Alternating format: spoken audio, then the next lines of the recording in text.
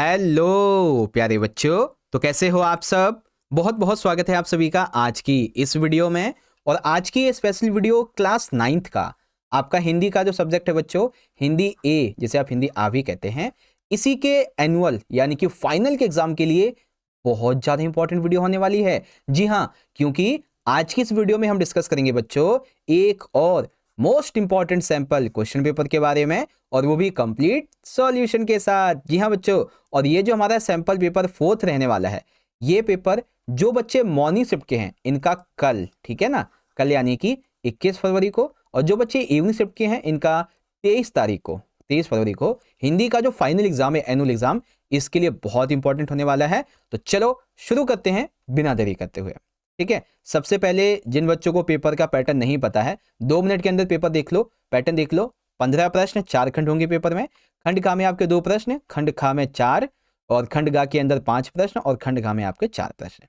अब सुनो, ये वीडियो हमारे सैंपल पेपर 4 के पार्ट 1 की वीडियो है, और इस पार्ट 1 में हम 2 सेक्शन पूरे करेंगे, खंड का और खा। खंड का की आपको मैं बहुत अच्छे से प्रैक्टिस करा दूंगा, कैसे सॉल्यूशन करना होता है, अपठित गद्यांश और पद्यांश का ये भी बता दूंगा। ठीक है, फिर खंड खा देखेंगे बच्चों, इसमें उपसर्ग और प्रत्यय वाले क्वेश्चन होते हैं, समास वाले क्वेश्चन होते हैं, अति की दृष्टि से वाक्यभेद और अलंकार। इन सभी को आपको मैं बहुत अच्छे से सॉल्यूशन करके एक एक लाइन को, एक एक वर्ड को अच्छे से समझाऊंगा। ठीक है ना, तो काफी इंपॉर्टेंट वीडियो है। वीडियो अच्छी लगती है तो जरूर से आप वीडियो को लाइक करिएगा, ठीक है ना, अपने सभी दोस्तों में शेयर कर देना, और कमेंट बॉक्स में आप मुझे फीडबैक देना कि सर आपने जो वीडियो बताई है उसके माध्यम से हमें इतनी हेल्प मिली है, या कोई भी आपका सजेशन हो। और ये मेरी इंस्टाग्राम की आईडी है, फॉलो कर लीजिएगा। ठीक है, तो चलो बच्चों शुरुआत करते हैं अपने आज के सैंपल पेपर 4 के पार्ट 1 की वीडियो को। रेडी हो बच्चों मेरे साथ पढ़ने के लिए आप लोग? तो चलो शुरू करते हैं। ओके, तो फाइनली प्यारे बच्चों यहाँ पे आप देख सकते हैं आज की इस वीडियो का हमारा सबसे पहला खंड, खंड का अपठित बोध का, वो यहाँ से शुरुआत हो जाता है। ठीक है, अब सारे बच्चे इस खंड का में जो 2 क्वेश्चन हैं हमारे, ठीक है, इनकी बहुत अच्छे से प्रैक्टिस करें, ठीक है, ताकि जब पेपर में आए तो आप इजीली उसको अटेंड कर पाओ। ठीक है, चलो बच्चों शुरुआत करेंगे। तो सबसे पहले हम क्वेश्चन 1 को पूरा पढ़ेंगे, फिर आगे बढ़ेंगे। तो पहला क्वेश्चन है कि दिए गए गद्यांश को ध्यानपूर्वक पढ़कर उससे संबंधित प्रश्नों के उत्तर दीजिए। तो चलो बच्चों पहले से पूरा पढ़ेंगे, क्योंकि हमें पढ़ने को ही तो बोला गया है, पहले पढ़ेंगे हम इसे। चलो पढ़ते हैं एक बार। देखो क्या लिखा हुआ है। महात्मा गांधी का भारतीय स्वतंत्रता संग्राम में अभूतपूर्व योगदान था। उन्होंने भारतीय जनता को अहिंसा और सत्य के मार्ग पर चलने के लिए प्रेरित किया। उनका विश्वास था कि बिना हिंसा के भी अंग्रेजों को भारत से बाहर किया जा सकता है। उनकी असहमति जताने का तरीका सत्याग्रह और अहिंसा था। गांधी जी ने नमक सत्याग्रह और दांडी मार्च जैसे आंदोलनों की शुरुआत की, जो स्वतंत्रता संग्राम के महत्वपूर्ण मोड़ माने जाते हैं।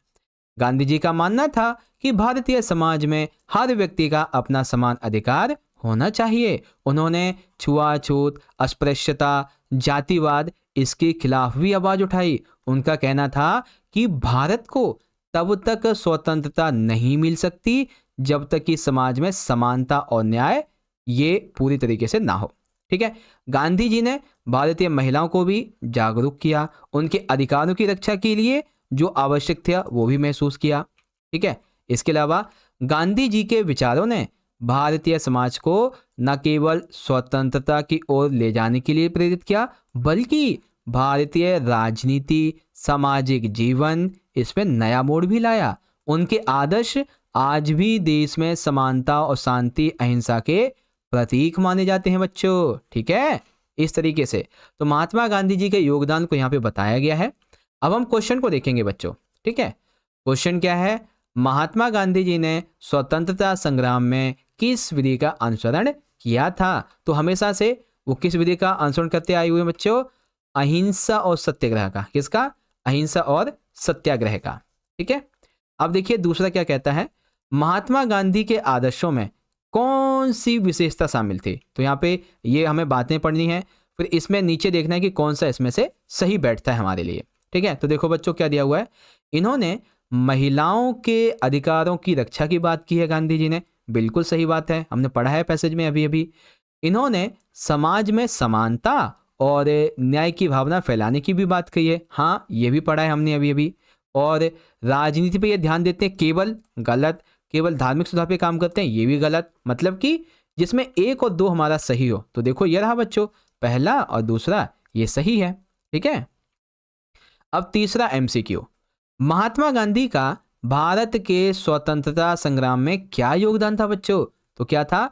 उन्होंने अहिंसा और सत्याग्रह के माध्यम से भारत को स्वतंत्रता प्राप्त कराने में मदद की। ठीक है, अगला क्वेश्चन बच्चों, ये 2-2 नंबर के 2 क्वेश्चन हैं हमारे। क्वेश्चन है, महात्मा गांधी के अहिंसा के सिद्धांत का समाज पर क्या प्रभाव पड़ा? ठीक है, महात्मा गांधी का जो सिद्धांत है ना बच्चों, अहिंसा, इसका समाज पर क्या प्रभाव पड़ा? तो गांधी जी के अहिंसा के सिद्धांत ने भारतीय समाज को एकता और शांति की दिशा में प्रेरित किया है। उनका विश्वास था कि बिना हिंसा के भी लक्ष्य को प्राप्त किया जा सकता है, जिससे कि भारतीय समाज में जागरूकता और बदलाव आया। इसके अलावा महात्मा गांधी के विचारों ने भारतीय राजनीति में क्या बदलाव लाए बच्चों? तो महात्मा गांधी जी के विचारों ने भारतीय राजनीति में अहिंसा, सत्य और सामाजिक न्याय को प्रमुख स्थान दिलवाया है, और साथ ही साथ उनके सिद्धांतों ने स्वतंत्रता संग्राम को नई दिशा भी दी थी और भारतीय समाज के सुधारों की नींव भी इन्होंने रखी थी, है ना। तो इस तरीके से आपका ये वाला कॉन्सेप्ट है बच्चों। आया समझ में ढंग से? आशा करता हूँ सबसे आपको ढंग से सबका को समझ में आ गया होगा, है ना। चलो बच्चों अगला क्वेश्चन समझें इससे। चलो बच्चों अगला क्वेश्चन, तो सेकंड क्वेश्चन है, हमें काव्यांश को ध्यानपूर्वक पढ़ना है, फिर उससे संबंधित प्रश्नों के उत्तर देने हैं। देखो क्या लिखा हुआ है। अभी राह में मुश्किलें थक कर ना रुक जाना, जो ठोकरें लगी हैं तुझे उसे मत भूल जाना। सूरज की तरह चमकने को तपना जरूरी है, जो भी है सपने तुझ में वो पूरा होना जरूरी है। हार से डर कर बैठ जाना तेरा धर्म नहीं, तेरे इरादे मजबूत हैं, कुछ भी मुमकिन नहीं, कुछ भी नामुमकिन नहीं। आंधियों से लड़कर जो दीपक जलाते हैं, सफलता के वही असली हकदार कहलाते हैं। मन में हो विश्वास अगर तो पर्वत भी झुकता है, कोशिशें तेरी अगर सच्ची तो भाग्य भी रुकता है। तू बढ़ तू चलता चल, मत पीछे मुड़कर देख, क्योंकि इतिहास वही बनाते हैं जो हार कर देते हैं लेख। इस तरीके से तो यहाँ पे बेसिकली एक मोटिवेशनल ये लाइन है, ये कविता है, मोटिवेशन दिया जा रहा है जिसमें, ठीक है, भर भर के मोटिवेशन है इसमें। तो चलो हम क्वेश्चन को देखते हैं बच्चों। हमारा पहला क्वेश्चन है कि इस कविता का मुख्य उद्देश्य क्या है। तो इस कविता में मुख्य उद्देश्य बताया गया बच्चों कि मेहनत और संघर्ष, ये महत्व जो है इसका, महत्व और संघर्ष का, इस महत्व को समझना बहुत जरूरी है बच्चों। जो व्यक्ति मेहनत और संघर्ष के महत्व को नहीं समझता वो कभी भी जिंदगी में सफल नहीं हो सकता, याद रखना इसको, ठीक है।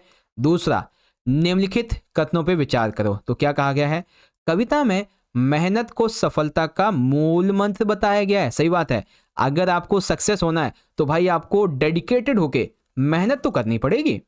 कविता में केवल भाग्य पर विश्वास रखने का उल्लेख गलत है। कविता में भाग्य पर नहीं, अपने आप पे विश्वास रखने का उल्लेख किया गया है, ठीक है।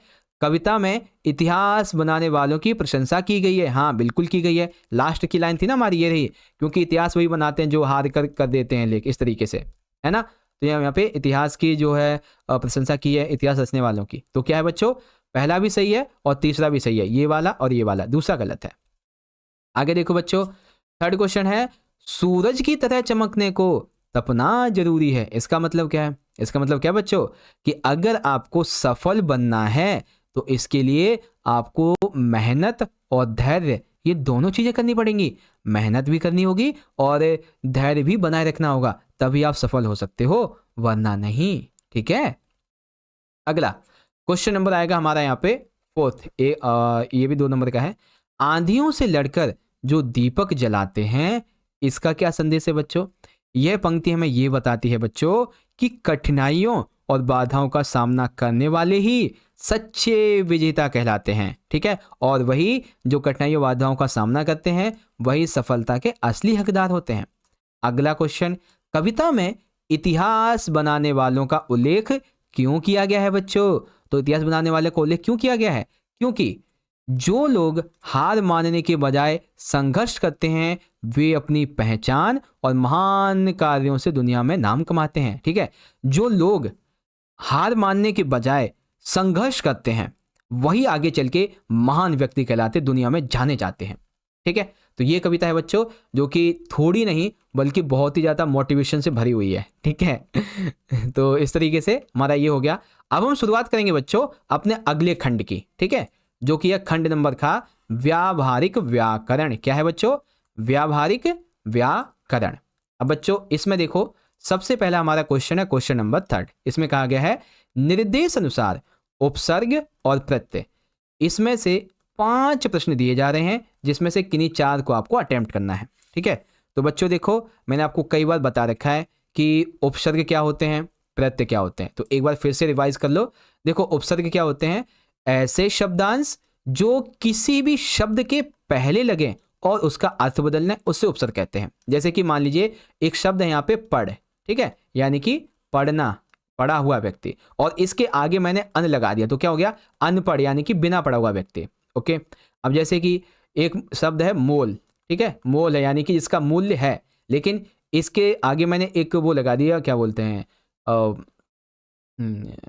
उपसर्ग अन लगा दिया, तो क्या बन गया? अनमोल, यानी कि जिसकी कोई वैल्यू नहीं है। वैल्यू इन द सेंस ये अमूल्य है, इसका कोई मूल्य नहीं है।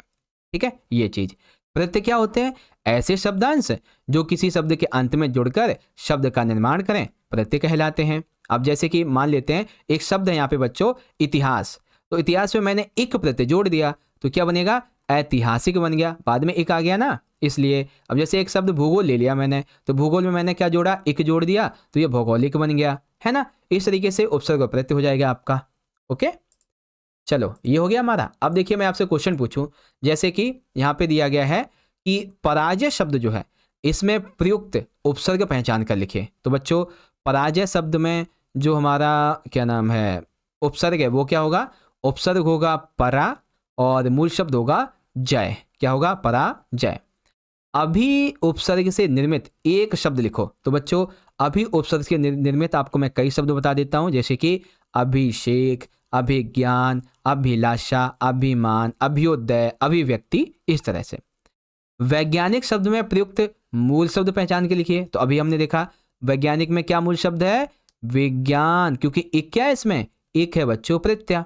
ठीक है, उत्साही शब्द में निहित प्रत्यय पहचान कर लिखिए। तो उत्साही शब्द में देखेंगे तो उत्साह जो है ये हमारा मूल शब्द है, प्रत्यय होगा ई। ठीक है, अब वाला प्रत्यय से एक शब्द बनाओ, तो दूध वाला, पानी वाला, चाय वाला, किताब वाला, फल वाला, काम वाला, छत्ता वाला, इस तरीके से, है ना। तो बहुत सारे हो गई है वाला वाला करके। तो ये हो गया तीसरा क्वेश्चन। तो बच्चों उपसर्ग और प्रत्यय ऐसे करने हैं। ठीक है, चलिए अब आता है हमारा प्रश्न नंबर 4। इसमें है समास। ठीक है, समास को कैसे करना है इसके बारे में। तो बच्चों ध्यान से देखें, 5 में से किन्हीं 4 प्रश्नों के उत्तर आपको देने हैं। जैसे कि सबसे पहला है बच्चों क्वेश्चन कि पुस्तकालय जो शब्द है इसका जो समास पद हमें दिया जा रहा है, इसका समास विग्रह लिखिए कि इसका समास विग्रह क्या होगा। तो लिखेंगे बच्चों ऐसे, पुस्तकालय यानी कि पुस्तक जमा में आलय, अर्थात पुस्तक का स्थान। अब इस शब्द में क्या आ रहा है? कौन सा समास है बच्चों? इस शब्द में है तत्पुरुष समास। कौन सा? तत्पुरुष समास है इसमें।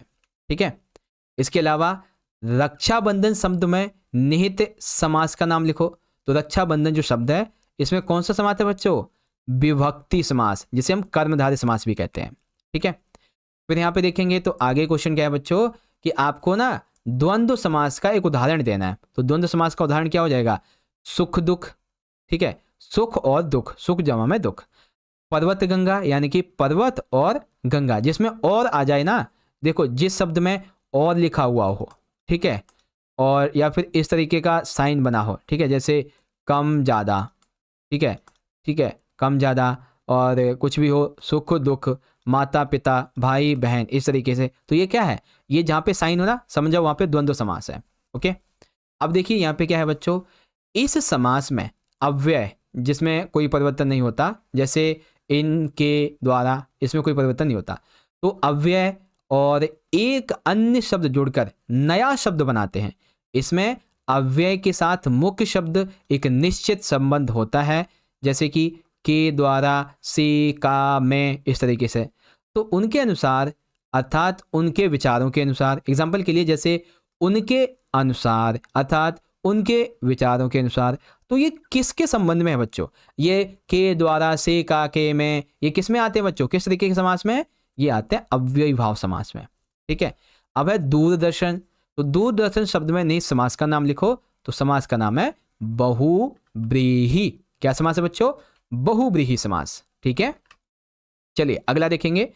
अब इसमें पांचवा आ गया बच्चों कि निर्देश अनुसार अर्थ के आधार पे वाक्य भेद लिखिए। ठीक है, अर्थ के आधार पे वाक्य भेद जो है इनके संबंध में 5 प्रश्न पूछे जाएंगे और इनमें से किसी के 4 आंसर देने हैं। जैसे कि पहला है बच्चों, मुझे परेशान मत करो, मैं काम कर रहा हूं। ठीक है, मुझे मत परेशान करो ना, मैं काम कर रहा हूं।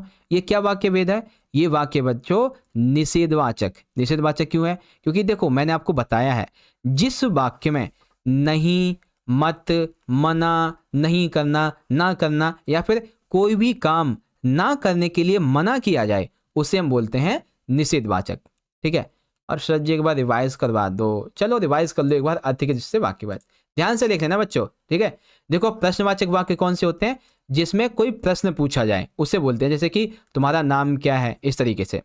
निषेधवाचक जिसमें किसी भी कार्य करने को मना किया जाए, निषेध हो कोई चीज। ठीक है, जैसे कि मैं स्कूल नहीं जाऊंगा। उसके अलावा विस्मयादिबोधक वाक्य जहाँ पे हर्ष हो, आश्चर्य हो, दुख प्रकट हो, जैसे कि अरे ये क्या हो गया, अरे ऐसा क्या कर दिया, है ना, इस तरीके से। संदेहवाचक वाक्य जहाँ पे कोई संदेह हो, अनिश्चितता हो। ठीक है, जैसे कि शायद वह आएगा, शायद यह प्रश्न पेपर में आएगा, है ना, संदेहवाचक। ओके, अगला इच्छावाचक, जहाँ पे हम अपनी इच्छा प्रकट करें, किसी को आशीर्वाद दें, भगवान तुम्हारी रक्षा करे, है ना। संकेतवाचक वाक्य जब किसी वस्तु, व्यक्ति इसको संकेत किया जाए, तो जैसे कि अरे सुनते हो वो कौन है ना। आज्ञावाचक वाक्य जो किसी को आदेश दे, निवेदन करे या फिर परामर्श व्यक्त करें, जैसे कृपया दरवाजा बंद कर दीजिए।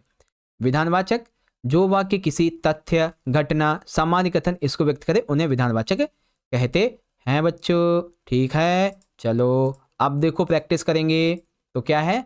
मुझे परेशान मत करो, मैं काम कर रहा हूं। ये क्या है? निषेधवाचक है कि तुमसे ये कहा जा रहा है कि तुम ये काम मत करो, है ना, ये चीज। उसके अलावा ध्यान से पढ़ाई करो और अच्छे नंबर लेके आओ। ठीक है, जैसे कि आपके माता पिता आपसे कहते हैं बेटा ध्यान से पढ़ाई करो और अच्छे अंक लेके आओ, तो क्या है बच्चों? ये आज्ञावाचक वाक्य। जहां पे भी कृपया शब्द हो, आदेश दिया जाए, तुरंत, ध्यान या फिर ये काम करें, तो ये क्या होता है? ये होता है आज्ञावाचक। अब क्या करना है? विस्मयादिबोधक वाक्य का एक उदाहरण दीजिए। तो विस्मयादिबोधक का एक उदाहरण है, ओह ये सचमुच अद्भुत है, मैं हैरान हूं। यहाँ पे क्या है? आश्चर्य हो गया ये, है ना, इसलिए। संकेतवाचक वाक्य का उदाहरण, यह कौन सा रास्ता है, हमें कहाँ जाना है, इस तरीके से। ठीक है, जैसे आप कहीं जा रहे हो ना, तो आपने पूछा पापा पापा ये कौन सा रास्ता है और हमें कहाँ जाना है, इस तरीके से। जो वाक्य किसी की इच्छा, किसी के आशीर्वाद को प्रकट करें, क्या बोलते हैं? इच्छावाचक वाक्य बोलते हैं बच्चों, है ना। हाँ जी, चलो ये हो गया आर्थिक दृष्टि से वाक्य भेद। आगे देखेंगे। अब है बच्चों अलंकार। ठीक है, अब अलंकार है बच्चों क्वेश्चन नंबर 6 के अंतर्गत। ये रहे हमारे अलंकार। तो इससे संबंधित 5 प्रश्न पूछे जाएंगे, किन्हीं 4 के हमें उत्तर देने हैं। अब देखो अलंकार के लिए पहले समझ लो, आप थोड़ा सा रिवाइज कर लेते एक बार, फिर समझाऊंगा। देखो सबसे पहले अनुप्रास अलंकार, जब किसी वाक्य, किसी पद्य में एक ही अक्षर का, अक्षर यानी कि एक वर्ड का, एक ही ध्वनि का बार बार प्रयोग हो, जैसे कि रघुपति राघव राजा राम पतित पावन सीताराम, चंचल चंद चकोर को चंचल चित करत है, चारु चंद्र की चंचल किरणें खेल रही थी जलथल में। तो इसमें रा रा रा रा, पा पा ये है। ठीक है, चा चा चा ये आ रहा है। ठीक है, इसमें भी चा चा कई बार आ रहा है। तो जहाँ पे एक ही अक्षर की, एक ही ध्वनि की बार बार आवृत्ति हो, अनुप्रास। अगला यमक। तो यमक में क्या होता है कि एक ही शब्द का वाक्य या पद्य में 2 या अधिक बार प्रयोग हो और दोनों बार उसका अर्थ अलग हो। ठीक है, दोनों बार उसका अर्थ अलग हो, जैसे कि 3 बेर खाती थी, 3 बेर खाती है। तो एक है 3 बेर खाती है यानी कि एक बेर है, और 3 बेर खाती है यानी कि 3 टाइम है ना। फिर कनक कनकते सौगुनी मादकता अधिकाय, तो इसमें एक कनक धतूरा है, एक कनक सोना है ना, ये चीजें हैं, और एक आधा ये है। तो इस तरीके से फिर श्लेष आ जाता है बच्चों। श्लेष अलंकार जब किसी शब्द के दो या अधिक अर्थ हों और वह वाक्य या पद में दोनों अर्थों का प्रयोग हो तो उसे श्लेष अलंकार कहते हैं बच्चों। ठीक है, जैसे कि सुबरन को खोजत प्रत कवि व्यावचारी चोर। तो यहाँ पे सुबरन जो है इसके 3 मतलब है। ठीक है, एक तो कवि के लिए अलग मतलब है, व्याविचारी के लिए अलग मतलब है और चोर के लिए अलग मतलब है। पानी गए न उबरे मोती मानुष चून, तो पानी के भी यहाँ पे तीन मतलब है। पिया मिलन को आतुर मन में रो व्याकुल होए, इस तरीके से है।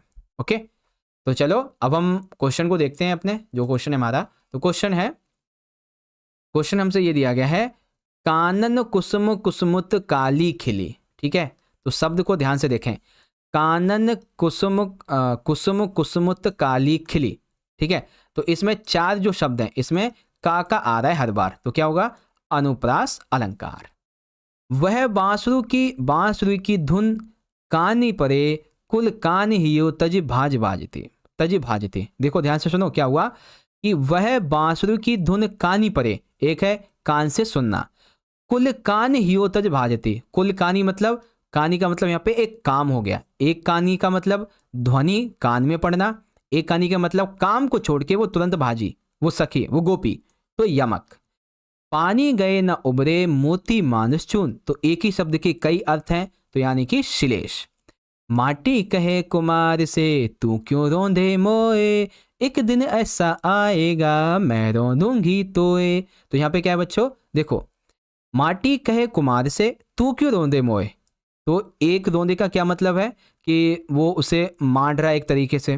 ठीक है, एक दिन ऐसा आएगा मैं रोंदूंगी तोए, एक दिन ऐसा आएगा कि तू मिट्टी में दफन होगा फिर मैं तुझे रोंदूंगी। तो एक रोंदना क्या है, मिट्टी का, दूसरा मनुष्य का, तो इसीलिए यमक अलंकार। हर कदम में हलचल हर पल में उत्साह। देखो, हर कदम ये भी एक टाइम पीरियड है और हर पल ये भी एक टाइम पीरियड है। इसमें हा जो शब्द है ये 2 बार आया हुआ है, ये रहा हा 2 बार, तो क्या ये अनुप्रास अलंकार यहाँ पे हो जाएगा। ओके बच्चों, फाइनली अभी तक कितना टाइम हुआ है, सिर्फ 23 मिनट हुए हैं, ओनली 23 मिनट, और हमने अपना ये कॉन्सेप्ट पूरा कर लिया। ठीक है, चलो अब शुरुआत करेंगे अगले खंड की, जो कि है हमारा खंड नंबर गा। ठीक है, खंड गा है पाठ्य पुस्तक एवं पूरक पाठ्य पुस्तक पर आधारित। अब शुरुआत करेंगे खंड गा को। तो खंड गा में क्वेश्चन नंबर 7 देखिए क्या है कि निम्नलिखित पठित गद्यांश पर आधारित बहुविकल्पीय प्रश्नों के सर्वाधिक उपयुक्त विकल्प चुनकर लिखिए। तो बच्चों यहाँ पर जो है हमें एक चैप्टर का पॉइंट दिया गया है, इसे हमें ध्यान से पढ़ना है। ठीक है, तो एक बार देखते हैं कितना बड़ा है, हाँ इतना ही है, चलो पढ़ते हैं इसको एक बार। धीरे धीरे सब कुछ बदल रहा है, एक नई जीवन शैली अपना वर्चस्व स्थापित कर रही है, उसके साथ आ रहा है एक नया जीवन दर्शन, उपभोक्तावाद का दर्शन। उत्पादन बढ़ाने पर जो है चारों ओर, यह उत्पादन आपके लिए है, आपके भोग के लिए है, आपके सुख के लिए है। सुख की व्याख्या बदल गई है, आज उपभोग ही सुख है। एक सूक्ष्म बदलाव आया है नई स्थिति में। उत्पाद आपके लिए है। आप ये भूल जाते हैं कि जाने अनजाने आज के माहौल में आपका चरित्र बदल रहा है, आप उत्पाद को समर्पित होते जा रहे हैं, और यही है उपभोक्तावाद की संस्कृति। क्वेश्चन क्या बनेगा बच्चों, पहला क्वेश्चन है बच्चों कि उपभोक्तावाद संस्कृति पाठ जो है इसके लेखक कौन हैं। तो बच्चों लेखक कौन है, श्यामा चरण दुबे जी। कौन है, श्यामा चरण दुबे जी। दूसरा प्रश्न, अध्याय के अनुसार निम्नलिखित कथनों को ध्यानपूर्वक पढ़िए। तो आओ बच्चों कथनों को ध्यान से पढ़ते हैं। सबसे पहला कथन, लेखक के अनुसार अब सुख उपभोग से मिलता है। अभी हमने पढ़ा आज सुख की परिभाषा बदल गई है, अब सुख किससे मिलता है, उपभोग करने से। दूसरा, हम पश्चिमी संस्कृति के उपनिवेश बन रहे हैं, यानी कि आज हम जो है ना कौन से उपनिवेश बन रहे हैं, वेस्टर्न कल्चर के उपनिवेश बनते जा रहे हैं। तीसरा, हमारी संस्कृति, हमारी सांस्कृतिक अस्मिता का पतन हो रहा है। क्या हो रहा है, हमारी सांस्कृतिक जो अस्मिता है, जो हमारी पहचान है, वो पतन हो रही है। आगे, हम आधुनिकता के झूठे प्रतिमान अपना रहे हैं, यानी कि जो आधुनिकता है इसके झूठे प्रतिमान आज हम अपना रहे हैं। तो जितनी भी बातें लेखक ने यहाँ कही हैं, चाहे वो पहली हो, दूसरी हो, तीसरी हो, चौथी हो, सब की सब हमारी सही है, एकदम सही है यहाँ पे। ठीक है, आगे तीसरा प्रश्न, लेखक ने उपभोक्तावाद को किस चीज से जोड़ा है? तो लेखक ने भाई उपभोक्तावाद को स्वार्थ से और भौतिकवाद से जोड़ा है बच्चों। ठीक है, कि हम अपने स्वार्थ के लिए इनका उपयोग करते हैं। ओके, आगे चौथा, उपभोक्तावाद का कौन सा पक्ष लेखक को चिंतित करता है? कि उपभोक्तावाद व्यक्तिगत सुख है केवल, ये समाज में जो गरीबी है, अमीरी है, इसको बढ़ाता है, ये भौतिक संसाधनों की कमी और बढ़ा रहा है ना, कमी और करता चला जा रहा है। तो क्या है बच्चों, सोचेंगे जल्दी से, क्या ये चारों ठीक है इसमें? हाँ सर, चारों ठीक है, घा वाला आपका सही है। वेरी गुड बच्चों, क्या बात है। अब देखो पांचवा प्रश्न, इसमें कहा गया है कि अध्याय के अनुसार दिए गए शब्द और उनके अर्थों को ध्यानपूर्वक पढ़िए। तो सबसे पहला शब्द है अनंत। अनंत का मतलब जिसका अंत ना हो। अस्मिता का मतलब होता है किसी चीज का अस्तित्व या फिर उसकी पहचान। उपनिवेशवाद क्या होता है बच्चों?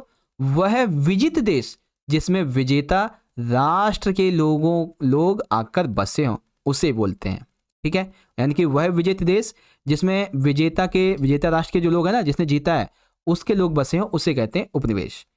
अपव्यय मतलब फिजूल खर्ची। तो इसका मतलब ये हुआ कि 1 2 3 4 सारी की सारी बातें सही हैं। तो बच्चों पेपर में ना एक क्वेश्चन आपका शब्दार्थ से जरूर आएगा।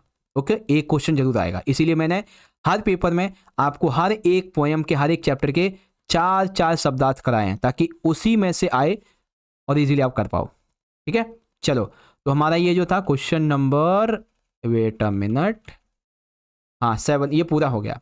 अब हम शुरुआत करेंगे बच्चों अगले क्वेश्चन की, जो कि है क्वेश्चन नंबर 8। और इसमें क्या है बच्चों, इसमें दरअसल हमारे जो गद्य पाठ है, यानी कि जो चैप्टर है, इससे संबंधित हमसे 5 प्रश्न पूछे जाएंगे, जिसमें से किन्हीं 3 का आंसर देना 2 नंबर के क्वेश्चन है। वैसे देखो क्या होगा बच्चों, एग्जाम में ना आपसे टोटल 4 प्रश्न पूछे जाएंगे, जिसमें से आपको 3 के आंसर करने हैं। लेकिन हम ठहरे आपको ज़्यादा समझाने वाले, एक एक्स्ट्रा तैयारी करवाने वाले, तो इसीलिए हम आपको 5 प्रश्न करवाएंगे बच्चों। कितने? 5 प्रश्न, जिससे कि आपकी और एक्स्ट्रा तैयारी हो सकेगी बच्चों। ठीक है, चलो तो पढ़ते हैं प्रश्नों को और देखते हैं क्या क्या कहा गया है। तो सबसे पहला प्रश्न, लेकिन औरत जात पर सींग चलाना मना है, यह भूल जाते हो? हीरा के इस कथन के माध्यम से स्त्री के प्रति प्रेमचंद के दृष्टिकोण का वर्णन कीजिए। तो हीरा कहता है औरत जात पर सींग चलाना मना है, ये भूल जाते हो। तो हीरा ने जब ये कथन मोती से कहा, तो इस हीरा मोती के कथन के माध्यम में प्रेमचंद जी का स्त्री के प्रति क्या दृष्टिकोण है बच्चों? तो देखो, लेकिन औरत जात पर सींग चलाना मना है, यह भूल जाते हो। हीरा के इस कथन से लेखक का स्त्री जाति के प्रति सम्माननीय दृष्टिकोण का पता चलता है, तथा उस समय समाज में स्त्रियों की स्थिति अच्छी नहीं थी, यह भी पता चलता है। समाज में स्त्रियों के साथ दुर्व्यवहार किया जाता था, उन्हें शारीरिक यातनाएं दी जाती थी। इसीलिए यहाँ लेखक स्त्रियों की प्रताड़ना का विरोधी है। वह स्त्रियों को पूजनीय मानता है, साथ ही वह स्त्री पुरुष समानता का पक्षधर है। इसीलिए उसने हीरा के इस कथन के माध्यम से स्त्रियों के सम्मानित दृष्टिकोण को प्रस्तुत किया है बच्चों। ठीक है, चलो सेकंड क्वेश्चन देखेंगे बच्चों। ल्हासा की ओर पाठ के आधार पर बताइए कि तिब्बत में सबसे खतरनाक जगह कौन सी है। ठीक है, सबसे खतरनाक जगह कौन सी तिब्बत में? तो देखो लिखेंगे इस तरीके से, तिब्बत में सबसे खतरनाक जगह बच्चों डांडे। कौन सी? डांडे। यह जगह लगभग 16-17 हजार फीट की ऊंचाई पे। कितनी? लगभग 16-17 हजार की ऊंचाई पे। यह जगह निर्जन अथवा वीरान है। निर्जन है, वीरान है, जहां दूर दूर तक कोई गांव नहीं है, लेकिन फिर भी पहाड़ और नदी के मोड़ पर स्थित होने के कारण जो डांडे है ना, ये डाकुओं के लिए बहुत ज्यादा अच्छा है। किसके लिए? डाकुओं के लिए। कोई आता जाता है नहीं, ऊंचाई पे है इसीलिए। ठीक है, और साथ ही यहाँ पे कोई पुलिस व्यवस्था भी नहीं है, कोई कानूनी व्यवस्था नहीं है, और साथ ही अगर यहाँ पे किसी की हत्या हो जाए ना, तो कोई पता नहीं चलने वाला किसने क्या किया था, सब गायब, तुरंत के तुरंत, कभी सजा नहीं मिलती यहाँ के लोगों को, है ना। इसीलिए डांडे बहुत खतरनाक है। आगे देखेंगे बच्चों अगला क्वेश्चन। क्वेश्चन ये है, सालिम अली ने पूर्व प्रधानमंत्री के समक्ष पर्यावरण से जुड़े कौन से संभावित खतरों का वर्णन किया होगा जिससे कि प्रधानमंत्री जो थे उनकी आंखें नम हो गई थी। ठीक है, तो पर्यावरण से जुड़े कौन से जो खतरे थे बताए होंगे इन्होंने। तो देखो बच्चों ऐसे लिखेंगे, देखो सालिम अली ने तत्कालीन प्रधानमंत्री चौधरी चरण सिंह को केरल की साइलेंट वैली में चलने वाली जो रेगिस्तानी हवा है इसके बारे में बताया, और इस हवा के कारण पक्षी, पर्यावरण, इसको होने वाली समस्याओं का वर्णन किया। ठीक है, उन्होंने पर्यावरण के प्रदूषण से बचाने के लिए, पक्षियों की रक्षा करने के लिए वनों की अंधाधुंध कटाई पर रोक लगाने जैसी बातें की होंगी। सालिम अली के पर्यावरण के प्रति निस्वार्थ प्रेम और चिंता को सुनकर चौधरी साहब जो खुद एक किसान परिवार से थे, उनका इस प्रकृति से लगाव रखते थे, इसीलिए इन बातों को सुनकर हमारे प्रधानमंत्री जी भावुक हो गए होंगे। ठीक है, ऐसे लिखेंगे। चलिए फोर्थ क्वेश्चन देखेंगे बच्चों, काफी बड़ा क्वेश्चन है, काफी 3-4 क्वेश्चन इसमें, 3-2 क्वेश्चन है ज्यादा। देखो प्रेमचंद के फटे जूते पाठ में एक जगह पर आकर लेखक ये सोचता है कि फोटो खिंचवाने की अगर ये पोशाक है तो पहनने की कैसी होगी, लेकिन अगले ही पल वह विचार बदलता है। क्या बदलता है? नहीं, इस आदमी की अलग अलग नहीं, एक ही पोशाकें होंगी। ठीक है, आपके अनुसार इस संदर्भ में प्रेमचंद के बारे में लेखक के विचार बदलने की क्या वजह रही होंगी? ठीक है, तो चलो देखते हैं। हाँ देखो बच्चों, लेखक के विचार प्रेमचंद के बारे में बदलने के निम्नलिखित कारण होंगे। सबसे पहला, सामान्यता लोग जो होते हैं रोजमर्रा के जीवन में साधारण कपड़े पहनते हैं और खास अवसरों पर अच्छे कपड़े पहनते हैं। जैसे हम हैं नॉर्मली ऐसे ही रहते हैं, कोई अवसर खास आता है तो कितना बढ़िया बन के रहते हैं। लेकिन प्रेमचंद की स्थिति थोड़ी अलग थी। उनके पास शायद केवल एक ही पोशाक होगी जिससे वो हर स्थिति में पहनते थे। लेखक का ये मानना था कि प्रेमचंद के भीतर और बाहर एक ही जैसे थे, यानी कि प्रेमचंद जैसे भीतर हैं वैसे ही बाहर भी हैं। उनके व्यक्तित्व में कोई भी दिखावा नहीं था, वो सच्चे थे, जैसे थे सच्चे थे। यही कारण है कि उन्होंने उसे सादे पहनावे में फोटो खिंचवाई थी, भले ही जूते में थोड़ी दिक्कत वगैरह थी, ये चीजें। ठीक है, अब बच्चों हमारा अगला क्वेश्चन और सबसे आखिरी, लेखिका महादेवी वर्मा ने अपनी मां के व्यक्तित्व की किन विशेषताओं का उल्लेख किया है बच्चों? तो कौन कौन सी विशेषताएं बताई हैं लेखिका महादेवी वर्मा ने? चलो बताते हैं हम आपको। देखो क्या लिखा हुआ है, महादेवी वर्मा की मां की व्यक्तित्व की विशेषताएं। सबसे पहला, महादेवी वर्मा की मां धार्मिक स्वभाव की महिला थी जो नियमित पूजा पाठ करती थी और मीराबाई जी के भजन गाती थी। वे संस्कारी और हिंदी संस्कृत की जानकार थी, जिससे महादेवी वर्मा का रुझान इन भाषाओं में हुआ। उनके धर्म सहिष्णुता के दृष्टिकोण के कारण उनका संबंध जवारा के नवाब परिवार के साथ भी बहुत ही मधुर था। तो क्या माँ की विशेषताएं हैं? धार्मिक स्वभाव की महिला थी, नियमित पूजा पाठ करती थी, मीराबाई के भजन गाती थी, संस्कारी थी, हिंदी और संस्कृत जानती थी, और इसी वजह से महादेवी वर्मा का भी रुझान इधर बढ़ा। ठीक है, उन जो मम्मी थी इनकी, ठीक है, महादेवी वर्मा जी की जो माता जी थी, वो धार्मिक सहिष्णुता का दृष्टिकोण रखती थी, यानी कि सभी धर्म एक समान जैसे, है ना।